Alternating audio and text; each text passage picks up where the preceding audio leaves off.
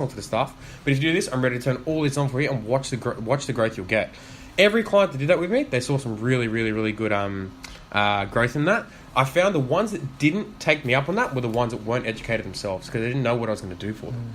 And what I learned with that is just learn how to sell better, learn how to be better at selling to that specific client who isn't as educated. Because if you think about it logically, now being in the coaching space, people come to you, so they're going to take everything you say as gold. But back then, when I was working as sales rep, they don't want to see you walk in. Skeptical. Yeah, they're skeptical. They're like, he's just trying to fucking sell to me. You know what I mean? Yeah. The ones that are business savvy will go, you know what you're talking about. Let's do business because I know that you'll be able to help me grow, or in some way, shape, or form, I'll be able to make more money just by talking to you. You know what I mean?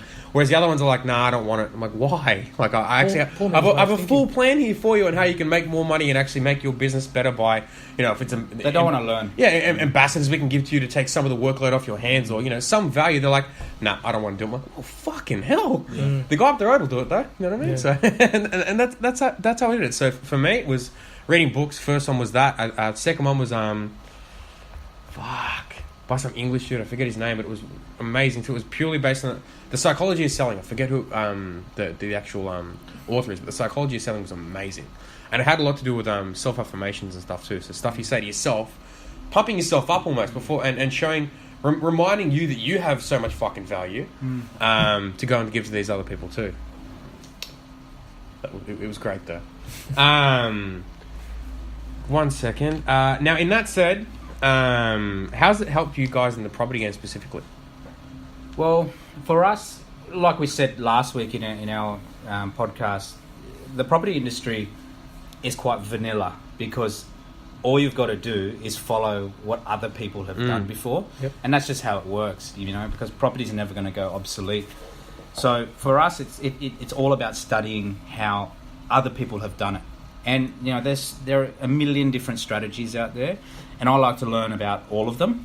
So that keeps me very, very busy. So, I do a lot of industry-specific stuff in terms of self-education, but it can get a bit dry.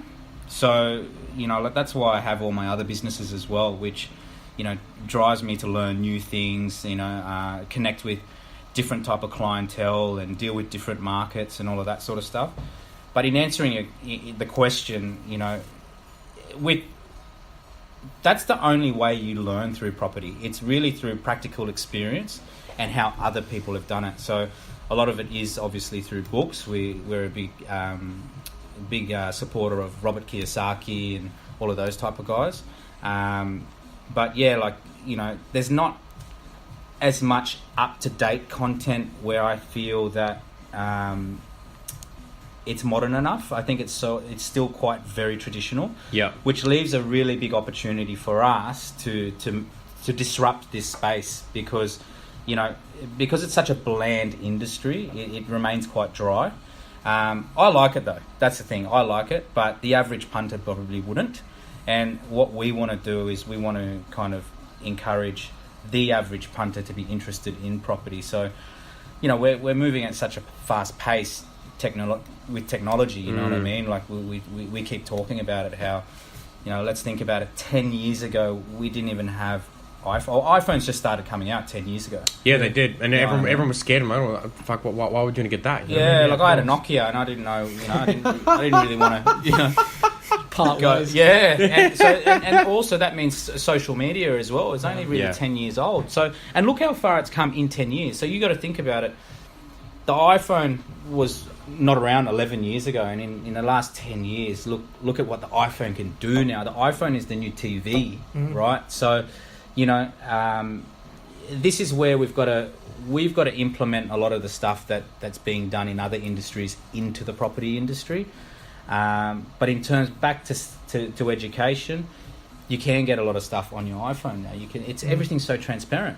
Yeah, you know massively. Like for example, 20, 30 years ago, nothing was transparent. You just have to believe what the person was telling you, right? Now you can view every property that's been sold, its complete history on RP data. Like you can do anything now. So it's really hard to bullshit people. Yeah. So now you've just got to you've got to have a really, really good service or product Otherwise, it's going to show. Oh, At the end of the day, it's all going to wash out. Of course. And I think one of the best things about it is that all the information's free. You know what I mean? We just got to make sure that people fucking You just got to utilize it, Exactly. and you got to apply it. So all of these people saying, "Oh, I don't really want to get educated, but I'll just do a little bit here and there." I mean, it's okay to educate yourself one thing, but you've got to apply it. Like, there's people out there that spend all day reading, right? But they don't actually apply it. Like, I get people all the time coming up to me saying, "Oh, Zah, like I'm an expert on such and such, right?" And I go, "Rightio, so what have you got? Talk to me about it. What have you got? What have you got to show for it?" So, for example, someone will go, "Oh, I'm thinking about investing in Townsville, for example's sake, right?" And I don't know anything about the Townsville property market. And I go, "Okay, well, that's great." And I go, "Have you done it?" And he goes, "Well, no. I just think it's a good place to invest." Right. And I go, "Okay, well, obviously you haven't seen any performance out of the suburb. You haven't had any experience out of the suburb. The credibility behind your claims isn't very strong. So I don't think I would want to really do business with you." So these are the sort of things where people can become too educated because technology is moving too fast. Yeah. So I think the key is here. We need to go out and execute and experience, just like what Mark said, Yep. where, put yourself into the deep end, learn how to swim and get out of, whatever trouble you're in, and, learn from those experiences rather than, educating yourself as much as possible in terms of reading, and then procrastinating because you're waiting for the perfect time. Yeah. Right? So there's such a thing as sort of educating yourself too much in terms of with the books and that sort of stuff, but I think it has to steer more towards execution and experience. Of course, and education is nothing until you execute. And I think you went to that event last night, and I understand this because I've been to the exact event. I think they said that like 20 times through it. You know what I mean? So it constantly punch back in your mind at the same time too. So it's great. I did a bit of research into like a few people that was self-made, almost billionaires and stuff too. And I think these are people that everyone should know. Definitely, number one is Mark. He's amazing. Yep. He's amazing. His haircut always looks $1 billion, so he's fine. Looks good. Doesn't it? Number one, and this isn't a billionaire or anything like that, because I don't think there was that much money in the world back at that time. But this is the America's 16th president, Abraham Lincoln, grew up in a town that had no formal education by any means necessary. They had they could only find someone to teach them when there was someone in the town that was smart enough to teach them anything. You know what I mean? So for that, the guy's come out of nowhere. He's found a library and read every book that he could. Found his way through the law, found his way through every little bit of education that he could, and made sure that he put every duck in line to become the 16th president of the United States. Unluckily, the guy got shot in the head. He followed the method. He followed the method and became what might be the world's largest supreme leader almost. You know what I mean? So everyone seems to follow that guy, and that was done all through self-education. The other one that I generally tend to like, a lot of the hip-hop scene and all sort of stuff too. A lot of the rappers that you think of are pretty self-made, but if you think about people that have some of the highest monetary value to their name, regardless worldwide, P. Diddy, the guy started out as a paperboy, got kicked out of every school that he ever went to, actually somehow got accepted into Harvard and got kicked out because he sucked more than anything else. Got a job as an intern to Uptown Records and got fired in 1993 because he I don't have the actual data on why he got fired, but then started Bad Boy Records. Now, actually, the second largest record label in the world. And he's a machine. He's a machine, and he's actually his net worth is about $750 million at the moment. Wow! Purely based on self-education, making sure that and he doesn't stop. Executed, and he doesn't stop. You know what I mean? He's still going now, and this is the thing. Sorry to cut you off. No, of course not. You need to develop a sense of urgency. You do, right? And the problem is, if you guys are listening out there and you're 25 years old, you guys have to understand that you're not going to be 25 again. Correct. Right? You're going to turn 26 next year, and you're never going to be 25 again. So, and that's going to go for 26 as well.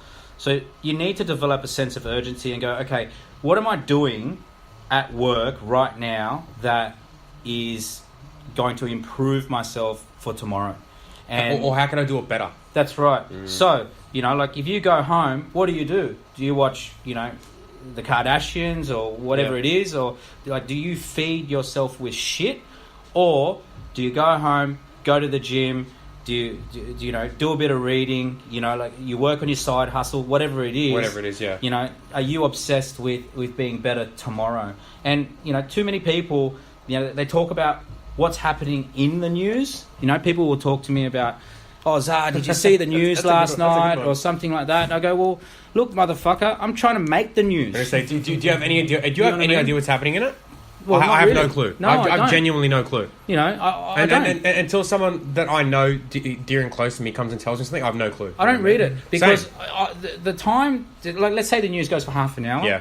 That's half an hour of reading that I could have done, right, for myself. That you lose, exactly. So the thing is, what you've got to understand is that the more knowledge you acquire and the more you educate yourself, if anything were to happen to you, take everything away from you, all of your wealth, you always have that knowledge that is power. Yep. Correct. So, start today. Develop a sense of urgency. I couldn't agree more. And look, I probably waffled on a little bit there, but the reason that I put those two little excerpts of who self-made people in there is that they were fucking nobodies. Anyone can do it. Anyone can. Literally, anyone can do it. This bloke got 48 in his HSC. He can do it. Exactly. I got kicked out of every school I ever went to. Yeah. I got kicked out of every I cheated. Yeah. The last school I went to was a TAFE school. How the fuck do you get kicked out of a TAFE school? That's impossible, man. But that's how much I sucked then. I came out of a better person because I started self-educating myself. And anyone could do it. P. Diddy, fucking nobody, $750 million is his empire now. And that's just his personal to his name. Not the company values and all the stuff as well. Anyone can do it, and I think that's the message we're trying to push across here the most at the same time as well. Now, we've probably got enough time for one sort of question. I'll ask to the both of you. You've done a lot of self-education. I want to ask, with the self-education you've done, how has it positive? Like, what's the biggest aspect that you've seen, other than the girl at the salon, Zah, for you especially, by exercising the self-knowledge that you've learned? How has it affected the other people around you the most? Everyone around me either shies away from it and hates me, right? And I don't never see those people again, which is great because I don't need those people in my life.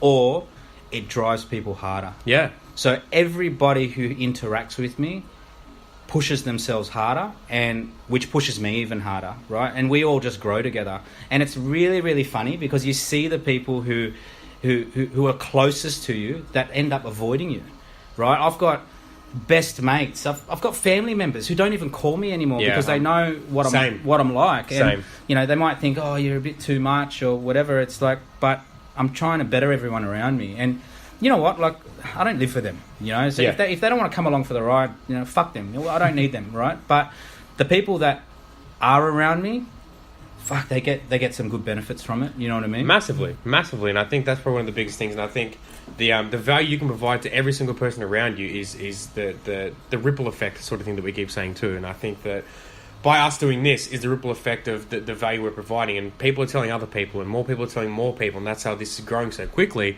And just by a little idea that we sparked and we what did we do? We executed. You know what I mean? We're helping so many other people now too.